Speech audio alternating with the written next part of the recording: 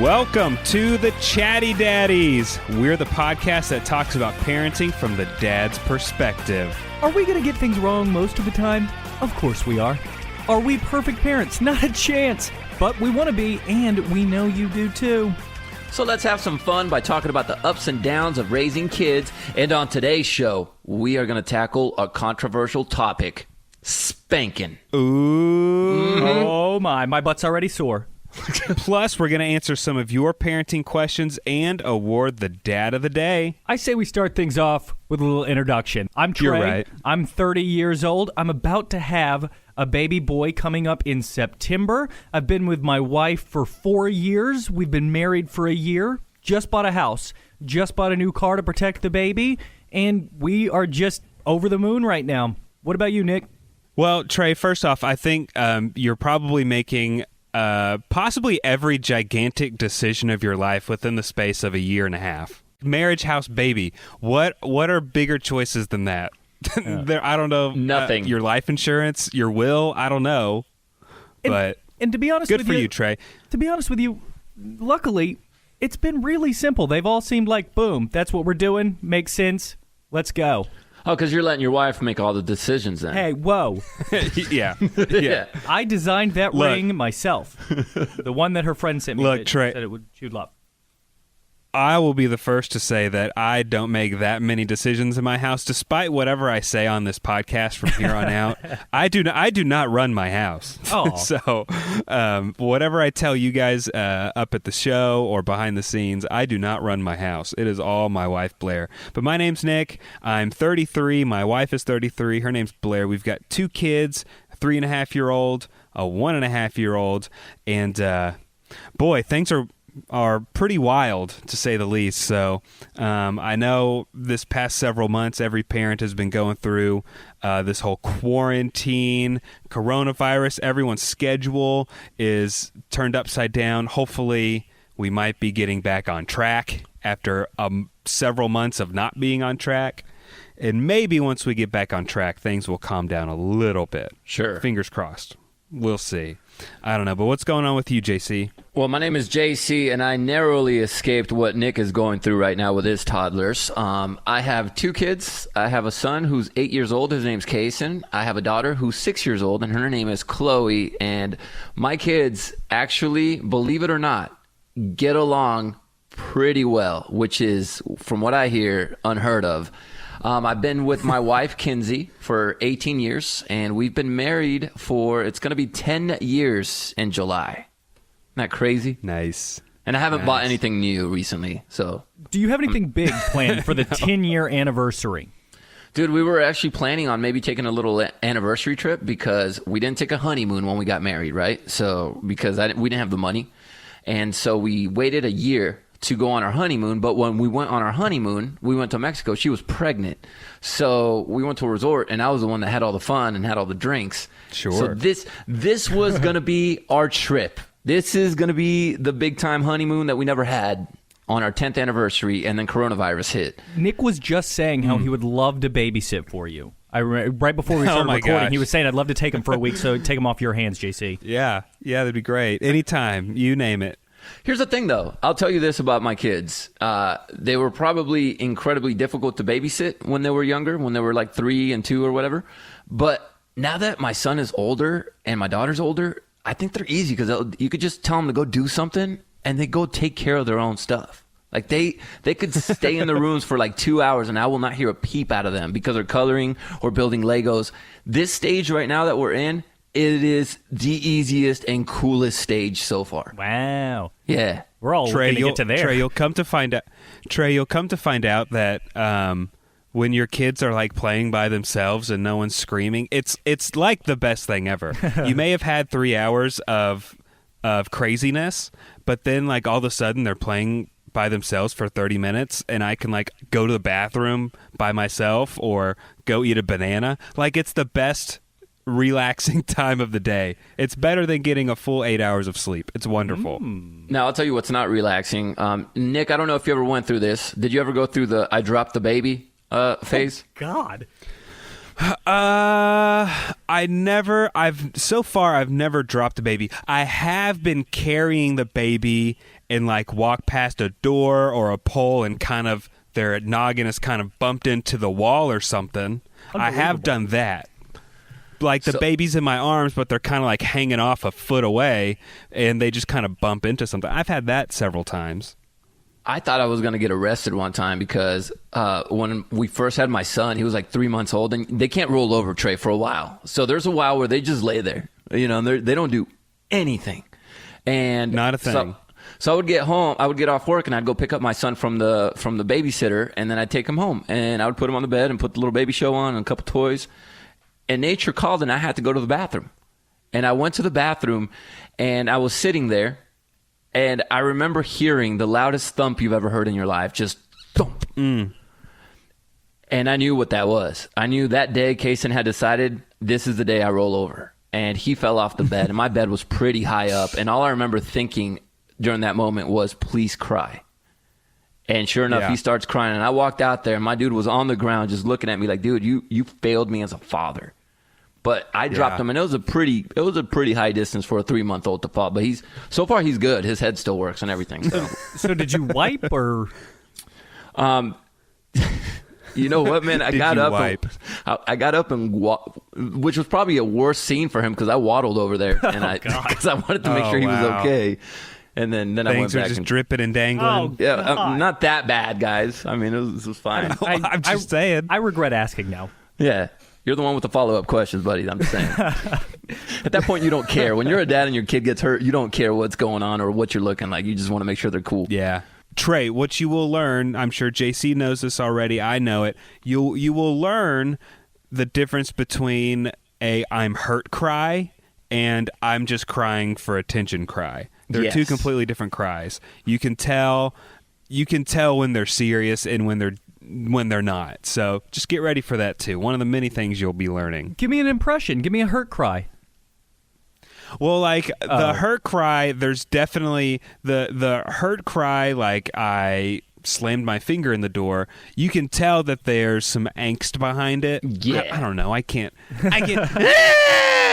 But then the I'm whining cry is just the more lazy, just like.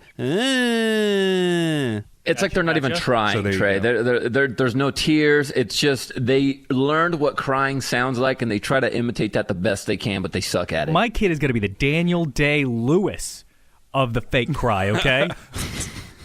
Sure. Straight out of the womb, he's going to win Oscars for his fake cry. Well, Trey, one of the storylines that is most important for us here at the Chatty Daddies, we have to get an update with you every week on what's going on because during a pregnancy, in 7 days, so much can happen. Totally. And so we need to see what's going on with you and your wife, Kara, as you guys are, getting ready to bring this baby into the world. Well, right now, it's been a couple of weeks since her last sonogram, which I didn't get to go to because of this whole COVID mess. So we did the FaceTime situation. Little awkward. If you are going through this and you're about to go to your sonogram, I probably wouldn't. I would have insisted going to it, even if somebody gave me this advice. I would say let your wife be present for it. Don't make her worry about holding the phone and make sure you can see the screen. Let your wife be present and enjoy it because I didn't really get to be present and enjoy it. She was worried about the phone. It would be just better for her to be right there in the moment. The other thing is while we were finding out everything, making sure everything was good, we've been getting told that Kara is textbook, perfect. Everything's going perfect. And then we had scary news, bad news. It's not bad news. It's just a little scary. Okay. So the umbilical cord attaches to the belly button, of course, on the baby, and then the placenta that is giving the baby nutrients and helping it grow. Well, there's a thing called marginal cord insertion, and it's where the umbilical cord doesn't attach to within 2 centimeters of the very center of the placenta. Whoa. And so it could end up being where the baby doesn't get enough nutrients. And a lot of times, marginal cord insertion is nothing. It doesn't affect the baby. The baby ends up being fine. And then other times, the baby ends up not being able to get enough nutrients. And even it detaches in a weird way whenever the baby is born, and the mother could bleed out. So it's a scary situation. Hopefully, the way the doctor put it was that the placenta is like a plate, and the cord looked like it might have marginal insertion. Okay. But the way the angle of the placenta was in the sonogram, it could be fine. It could have marginal cord insertion. But he wasn't alarmed, was he? Like, he No. wasn't like, this is a dire situation, she needs to be bedridden and no moving, nothing? No, the doctor just said it could be something we need to look at. We'll look at it again at the next sonogram. So that's in another 2.5 weeks. Okay. So it was really scary the first day. Stressful. We all kind Yeah. of were nervous about it. Both of us just kind of sat there and were like, I don't know if we talk about it. Do we keep Googling? Because Google's going to keep giving us the same results. No, don't. I Just will listen to your say- doctor. No. Never Google anything when it comes to sickness or anything going on with the baby on WebMD ever. And Never. luckily, Kara's been growing and the baby seems to be fine. We checked the heartbeat. We got a little baby Doppler right when we found out that she was pregnant, just because we wanted to hear the heartbeat. So we've been checking the baby's heartbeat every day. Sounds strong, sounds good. So I think we're not really worried about it. Also, Facebook. Not usually a huge fan of Facebook, but Yeah. Kara is part of a expecting mothers group, and they say, a lot of the people are like, oh my gosh, I had this too. The sonograms are so detailed now that probably most people have marginal cord insertion. The sonograms are just now able to catch it. And so hopefully it's all just a big worry about nothing. Those mommy groups, I'll tell you this, Trey, I'm glad she joined one of those, because those were a lifesaver for me when my wife was pregnant and she thought something might be wrong. She would just go to those groups, and all those moms that have given birth to like 8 kids would be like, nah, girl, you're good. Talk her off the ledge. And she'd be Yeah. Really supportive. It makes me feel a lot better that somebody that's been through it and they're like, yeah, I had marginal cord insertion, wasn't trouble at all. It's just one in however many chance, and it's a very rare thing that it ends up being a bad situation. You gonna eat that placenta though when the baby's born? That's a good question. I'm down. If you weren't, you have to now, because now it's a bit for the podcast. Ooh. You have to. I'm in, and I don't know how we prepare it. You want to just do? Would I do pill form, or do I go with a nice placenta and onions? I think the pill form's a little bit of a setup. No. Is Do it? it. Okay. So that means you've done it. There's no selling out if you're ingesting something from someone else's body. If it's going in you, you win. You've completed the challenge. So we did the pill form, Trey, but I think form? throwing it in a nice little skillet should be all good, Did you do it twice? No, we just did it with Chloe. Oh, wow. Yeah. What was wrong with Kaysen? It just was not right for me at that moment in my life. I was just not ready for that kind of commitment. Wasn't ready to eat placenta yet. Yeah, I wasn't Trey. ready for that. And Nick, Trey. did you, though, first, before you go to wherever you're going? Did you do placenta stuff? No, we never did. Okay. We're not hippies. No, we didn't do any of that mess. Trey, if it makes you feel any better, my wife and I, we are proud parents of a marginal cord insertion child. Oh, good. With our very first kid, Davis, he had the marginal cord insertion. We were flipping out, and it, for us, ended up not being a big deal. I will say the benefit of it, there was one good thing that came out of it. I don't know if this is the same for you and your doctor, but we got a lot more sonograms out of it. Us too. We're doing at least this next one to find out for sure if it's marginal or not. Yeah. So, like, for us, luckily nothing bad was happening, but they just wanted to keep monitoring, like, the weight and the growth. So my wife, people, they go for sonograms, like, twice during their whole pregnancy sometimes. We went, like, every few weeks we were going. And so we really got to see the growth of the baby. So that was really cool for us. And then the second time around, it was like 2 sonograms, nothing wrong, and that was it. So that was one good thing that came out of it. But yeah, for us, the doctor said the exact same things you were just saying to us. Well, totally, like 100% the same things. And, there could be something wrong, but for us, there wasn't anything wrong. Yeah. So. Well, look at that. We're only one episode in, and you've at least alleviated some of my fears. Hopefully that's what we're doing for people listening. Yes. Yeah, you'll be all right, and Trey. you know what? As you get older, Trey, and, you're starting to have kids, I'm sure a lot of Kara's friends are having kids, all of your friends, whether they tell you or not, like it's almost impossible to have a pregnancy where like nothing is wrong. Yeah. You know, I mean, there's so many things that can go wrong, even just from like a woman, the mother being super nauseous the entire time. Yeah. When other women just have it for the first trimester. There could be things with the baby. Like, there's so much that can go wrong. It's impossible for it to be perfect. Yeah. They like did all the measurements. Baby's fine.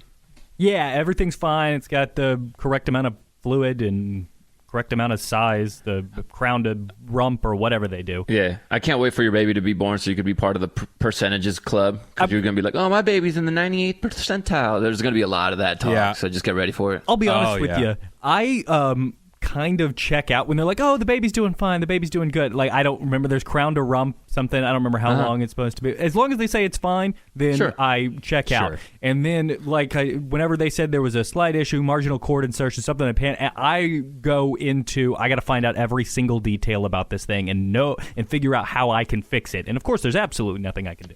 No, you got to go to medical school for that, Trey. Sorry. Yeah. Now, Trey, since you know, I'm not trying to rub this in since you weren't in the room for the sonogram. But JC, did you notice when they're giving sonograms, I was amazed at how fast those technicians can work the machines. So, like, they're holding this weird flashlight thing to the woman's belly and rubbing around on all that gel. With their other hand, they're, like, pecking away at this weird computer. It's not a keyboard, like a computer keyboard. It has all these strange buttons, and they fly through that and, like, do all these measurements. I was so impressed. 100%. And another thing, too, they always ask you, you see that? I lied every time. No, I can't see any of that. Yeah. It's a black and white picture from the 40s. I don't know what I'm looking at on this screen. Yeah. She was like, oh, you see that? That's a penis. I'm like, what? Because I got one, and that's not what mine looks like. You know, like I couldn't tell what it was. I would just lie and be like, oh, yeah, totally see that. 100%.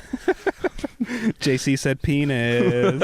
Are you guys, I know we're all looking to send our kids to college one day. Of course. What do you say we put a little money in the college fund? Let's do that real quick. Let's talk about care of, because we want to take care of our bodies, especially when you got kids running around, you know? You got to be in your tip-top shape to make sure that you can chase the youngins. And so what is Care Of? Care Of is a health and wellness brand that makes it easy to maintain your health goals with a customized vitamin plan that helps you feel your best today and supports you long term. Personally, guys, I've been using Care Of for months. Yes. And I can tell a difference in how I feel, how I look when I'm on Care Of and taking my Care Of vitamins and when I'm not. The great thing about Care Of is that you can go to their website, you take a very, very quick quiz. They ask you questions about your personal life. Do you exercise? The goals that you want to hit. You answer a few questions, and then they send you in a tiny little packet all the vitamins you need. So how many times have we all been staring at the vitamins at a drugstore, and there's 1,000 of them, and you have no idea what to take? You don't know what to take. You don't know what's what, and you don't know what you need at that current time in your life. So let Care Of take care of that for you with that quiz. And I actually have a pill box like a 90-year-old, Okay. and every Sunday I'll fill the pill box with a couple of fish oil, couple of this, that, and the other thing, and then Care Of coming up with new genius ways to make life easier. They're just in little packets. Yeah, easy. I open it up, pop them. Their protein, drink by of the way, water. protein is delicious, and all the ingredients are, you recognize them. It's not something you can't pronounce, and that's something I look for when I'm taking it in. Yeah, they gave me a bunch of different vitamins to take, and then they also gave me some protein because I'm trying to exercise more, and they also gave me some energy sticks. So I'm not having to drink a soda. I'm not having to drink a cup of coffee in the afternoon. If I'm feeling groggy, I'm feeling down, I need a little pick-me-up, I use one of these caffeine sticks, and I feel great. And look, we have a deal going on for you right now if you're listening to the Chatty Daddies. For 50% off your first Care Of order, just go to takecareof.com and enter the code DADDIES50. That's takecareof.com, promo code DADDIES50. Well, boys, should we attempt to tackle one of the most controversial parenting topics that we face in 2020, which is spanking? Spank. All right. So Spank who was spanked as a child? I was. I was I was time. as well. When was the last time you were spanked? What age? I was. I think I was. Man, I was 10. I think I was in 5th grade last time I got a good one. Okay.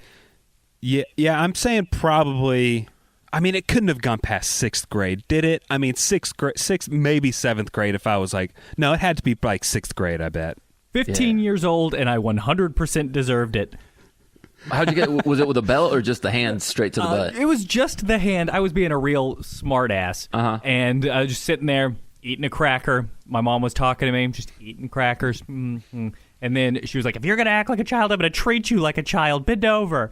And, you did? Classic response from a parent. And got a big old smack. Nothing. Just stone-faced. Nothing. Didn't let her know. Didn't let her know it hurt.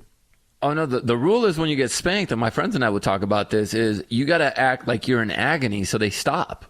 Yeah. You got to LeBron it and just flop. You got to flop on the court and just like you are in the World Cup finals, and this is this flop could save the game for your team. You have to just go all out. So we've all been spanked as children. Do you think that it had any kind of effect on your decision to spank your child or not? I would say personally, no with me. I was never spanked to the point, at least in I'm not a therapist. I've never seen a therapist. I don't know. I don't think I've ever been spanked so bad that like it psychologically damaged me to where I think spanking is bad, because I've spanked my kids before. Or I spanked my son. I haven't spanked my 1.5-year-old daughter. But I have spanked my son a few times. And yeah, anyways, you guys finish your thoughts before I move on. Well, I have other things I want to say. I think that I will be the enforcer in the household. I don't want the children to think of Kara as a... Ooh, I just said plural. Does that mean... Anyway.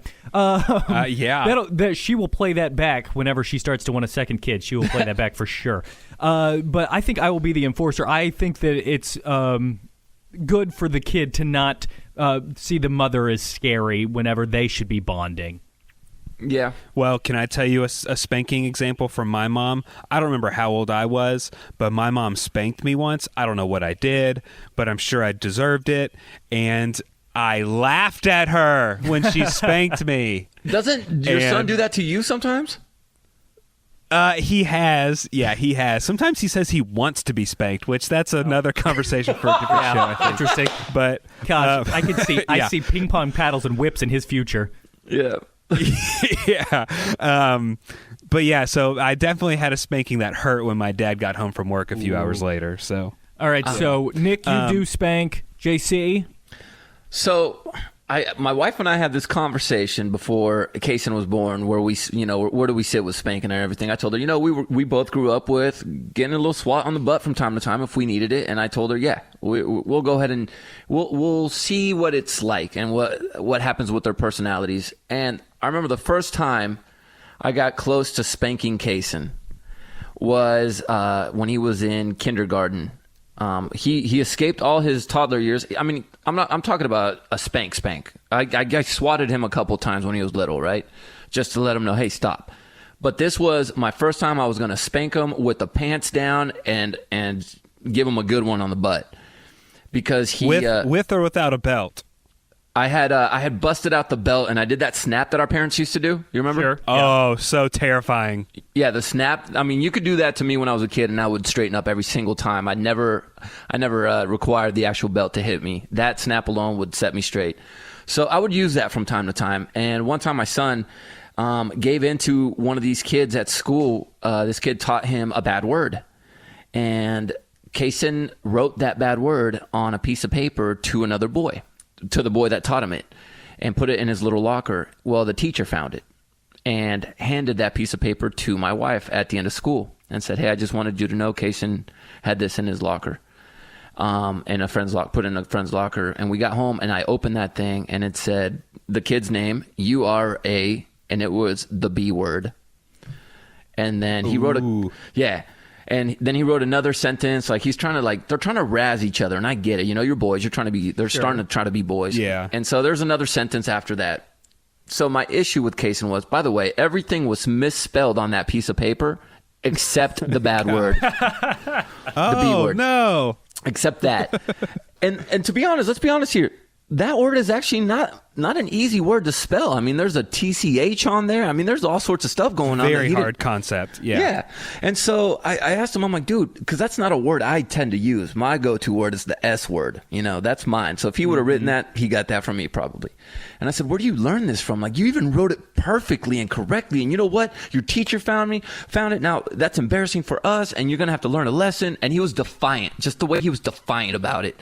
I said, people get in trouble for this stuff. And I grabbed my belt and I saw the fear in his eyes. And I said, my mom would have hit me so hard in the butt for this.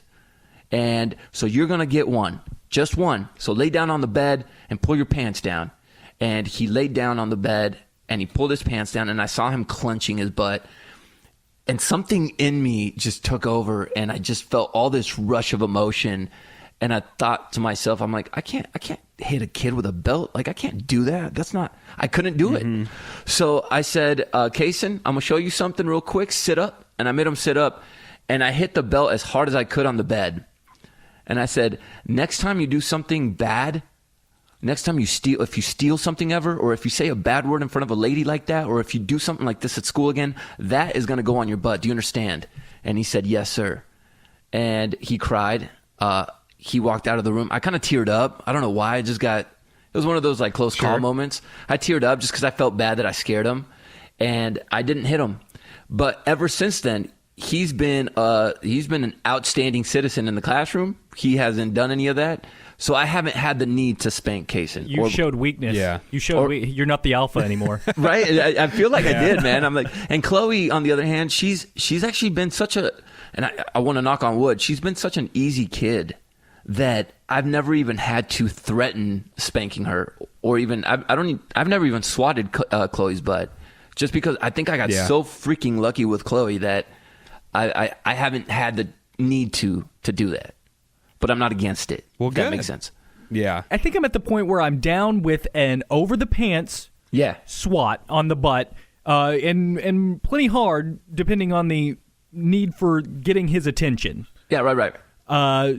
But I don't think that I'm down for the bare butt, hand or belt or anything. I think it stops with on the butt, over the clothes, and hard enough but not ridiculous. Now, we'll say this, though, Trey. You'll find yourself doing a lot of talking, too. You'll be like, oh, it's gonna happen. You're going to get it. You're going to do a lot of talking. But when it comes down to it, it's literally one of the hardest things to do because you don't know if it's right or wrong. Gotcha. That's what I always feel when it comes to that.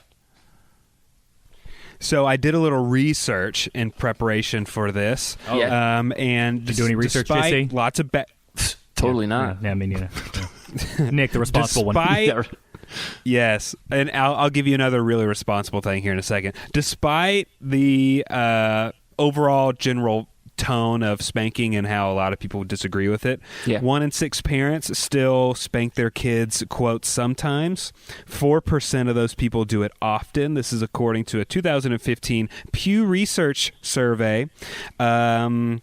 African-American parents spank more often than white parents. Parents who spank usually are poor and less educated than parents who never spank.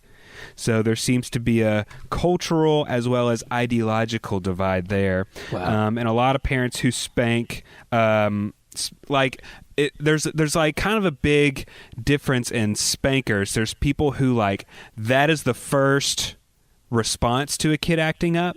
The kid whines once, boom, you get a spanking. Mm-hmm. Or other people are like, this is the last resort. I'm only going to spank my kid like twice in their life. Those are that type of parent too. The nuclear deterrent. Right. Yes.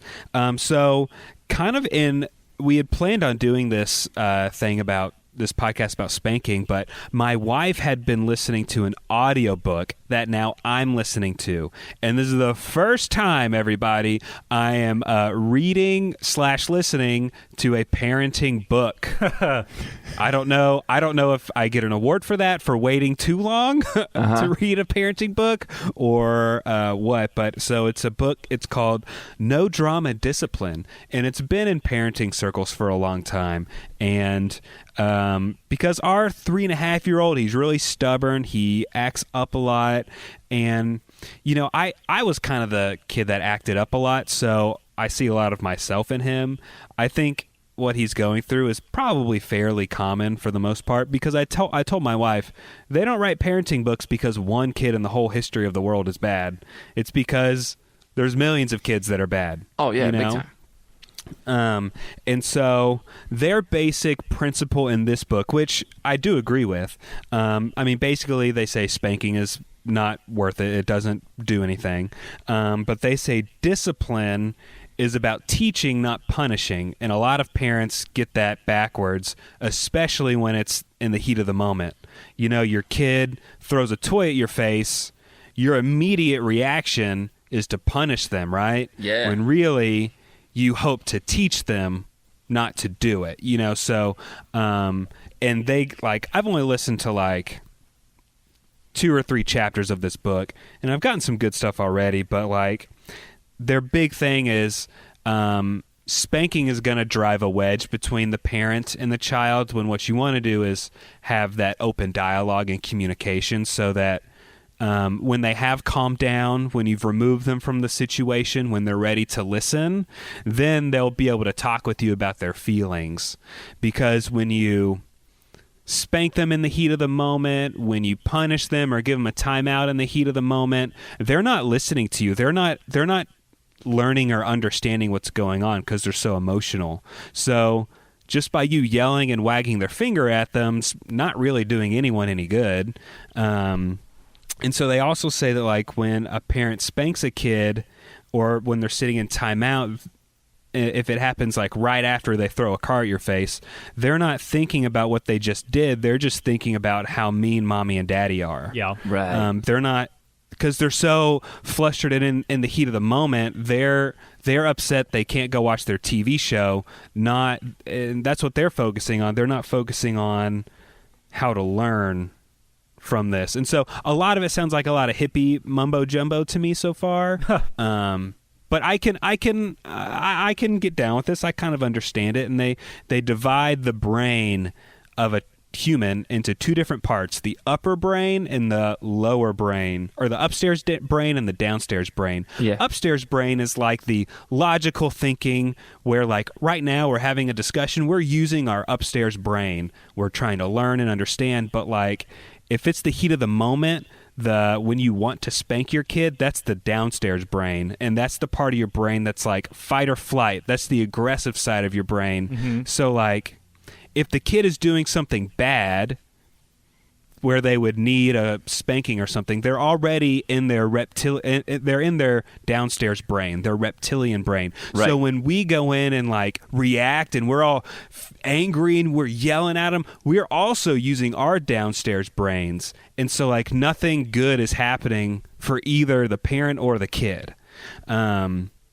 And so that's kind of an interesting way to see it. And so I'm kind of starting to come around to that. And, I hope I have spanked my kid, but I want to think that there's a better way than that. I don't want to hit my kid, So Right. this is a really cool conversation I had around that time, where I almost had that moment with Kaysen. And I truly feel, Nick, that if I would have gone through with the spank on that day with Kaysen, my relationship with him could have probably gone a different route than it is now. Right now we have a really cool son and son-father relationship. But I think if that would have happened, he would have, like you said, thought about how mean daddy is, and it would have, yes, his feelings would have been different. And then so I was talking to this lady who's a therapist. She's a child therapist.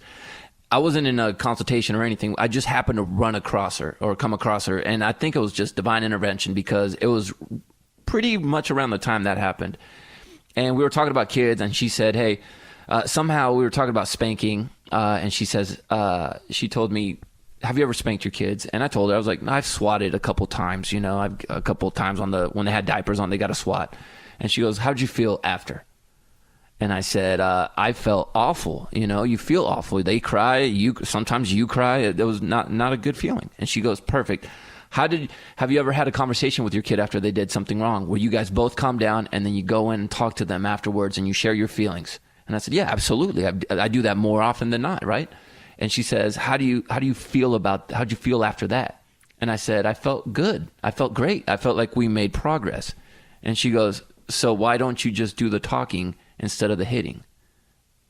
And there was something as simple as that conversation that just kind of opens your eyes. It's like, yeah, you treat your relationship with your kid the same way you treat your relationship with your wife or with a friend. You get mad at them, take your time to calm down, go sit down in a room, let them sit in a room, let their frontal lobe chill out and get back to normal. You get yours back to normal, and then have a conversation. I'm looking to breed a thoroughbred UFC fighter. So, let me just start hitting. The literature says on that. JC, this book that I'm reading says something. I wrote it down, and I thought that's exactly what you just said.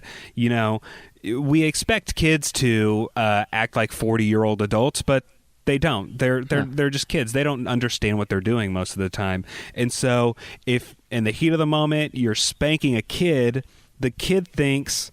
They wrote this in the book. The kid thinks, okay, so this person that's 10 times my size, the parent, who's supposed to be protecting me is now hitting me.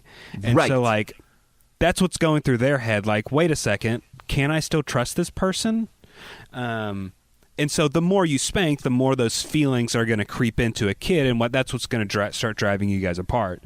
Yeah. And then they're not going to want to open up to you and stuff. So I still have a long ways to get through this book. I still don't understand 100% of the topics, but basically it's just saying, hey, remove the kid from a situation. Once everything's calm, you can talk to them. And they said it might be the next day that you can talk to a kid when everyone's like calmed down and everyone's rational, and they can like, you can ask them, oh, hey, how can we, you were having a hard time on your homework. You're getting frustrated. How can we fix this? And then you work it out with them instead of like talking down to them or preaching to them. Yeah. You like kind of help solve the problem together. And that's so hard because I am the first person that just like blows up out of nowhere. Because my son, I don't know, slammed the door when he knows he's not supposed to be slamming the door. So it's crazy what I'm learning, y'all. I know, man. And if you're sitting there listening to our podcast and you're thinking to yourself, man, I hate that I've reacted in some sort of ways with my kids. We've all done it. So just sit there and know that we have every single parent on this earth, even those nice moms you see out there that look like they're the nicest cookie cutter mom.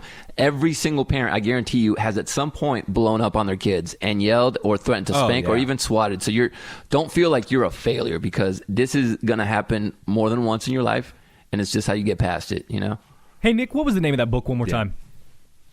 It has a really long name to it, but it's called The No Drama Discipline, and then it trails off on a giant name after that. But No Drama Discipline, it's by Daniel J. Siegel and Tina Payne Bryson. It's pretty good. And it's an audiobook that I have through my local library. Oh. Do y'all have a library card, guys? Because we have it, and it's awesome. What app do you use? What app do you use? I use Libby.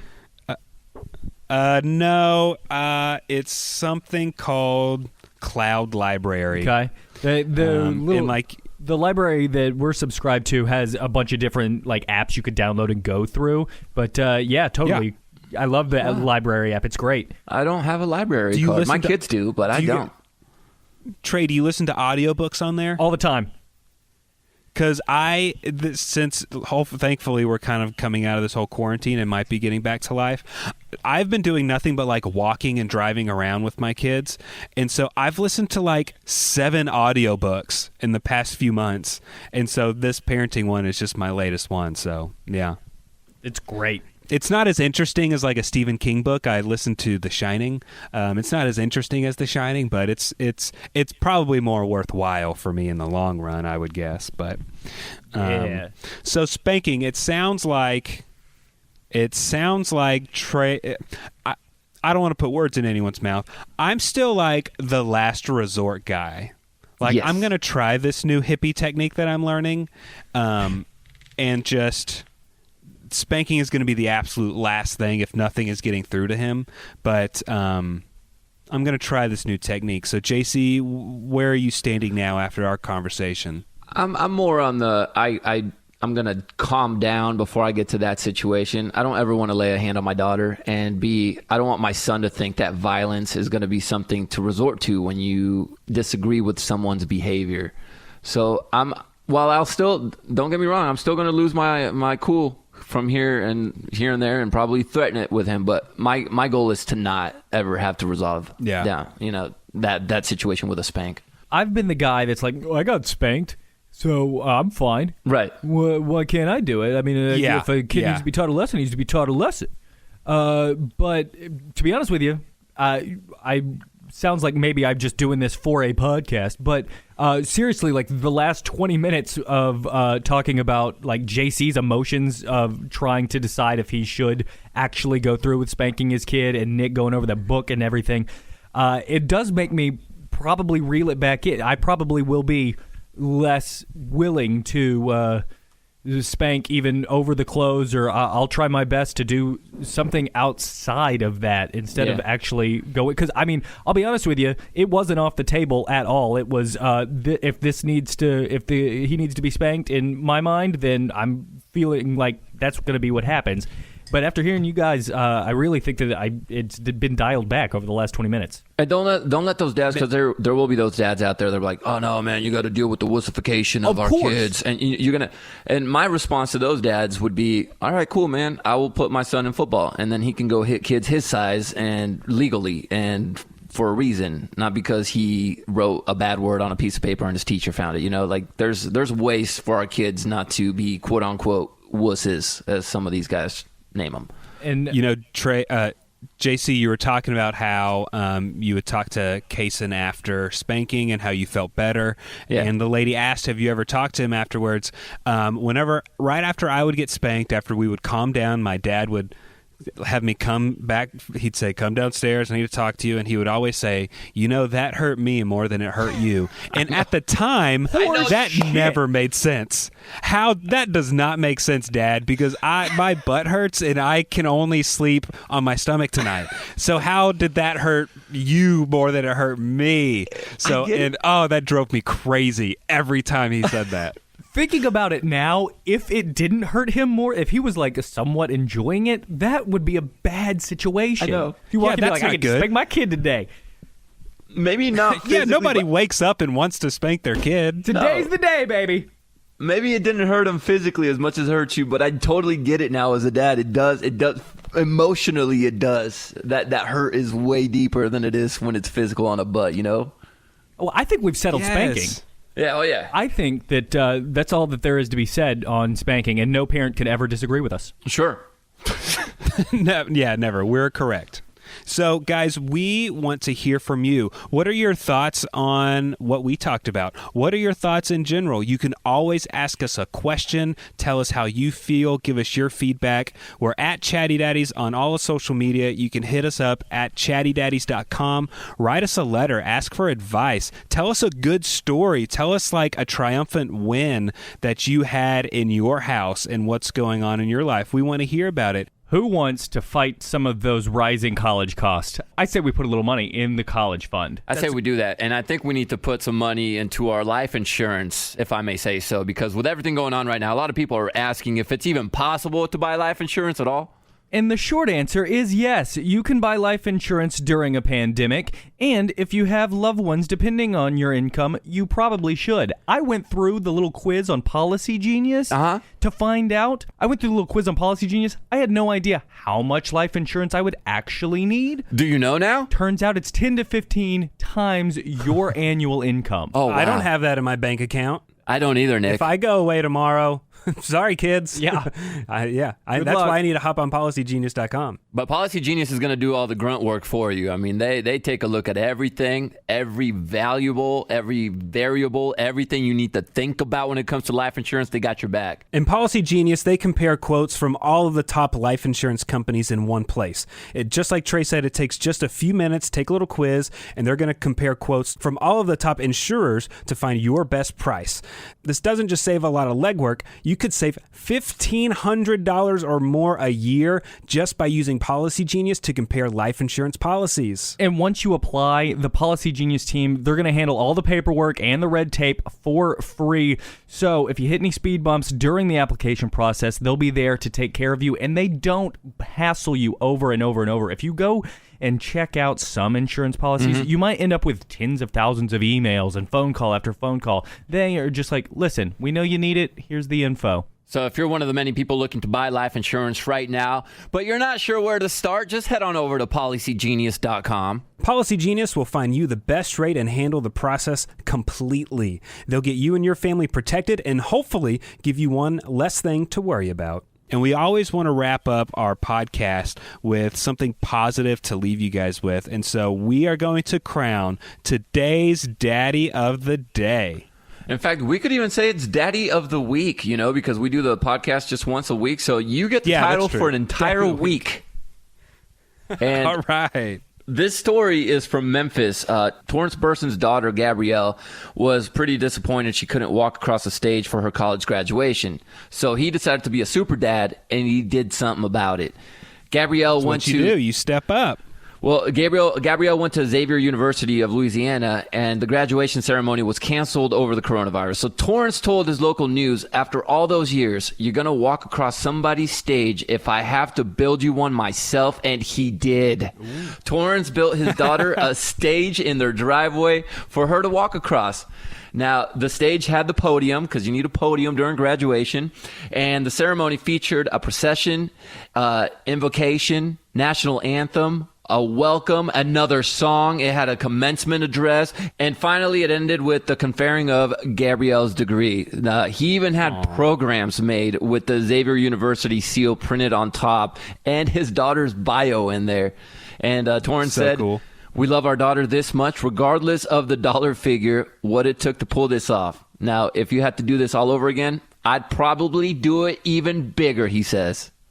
Yeah, you have to look these pictures up. I Googled it while you were talking, and it's the funniest looking. It's a legit stage. Yep. Like, it has the black drapes behind the podium and everything. There's 2 chairs in the audience. It looks like it's the mom and the daughter, and it looks like the dad is like doing the graduation ceremony. It is so funny. What a cool dad, man. And they're just in the driveway.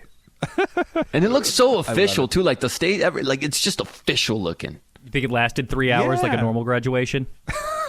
Oh, I hope so. Did they have like an hour-long talk from some guy that nobody cares about? Yeah. Giving the commencement address? Oh, my gosh. Or do you guys remember who gave the commencement at your college graduations? Because I don't.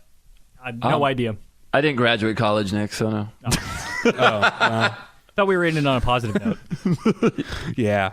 Well, that's it for today's episode of the Chatty Daddies. Again, hit us up at chattydaddies.com, Chatty Daddies on social media, and we always want to hear from you guys. And that's it for today. We'll see you next time.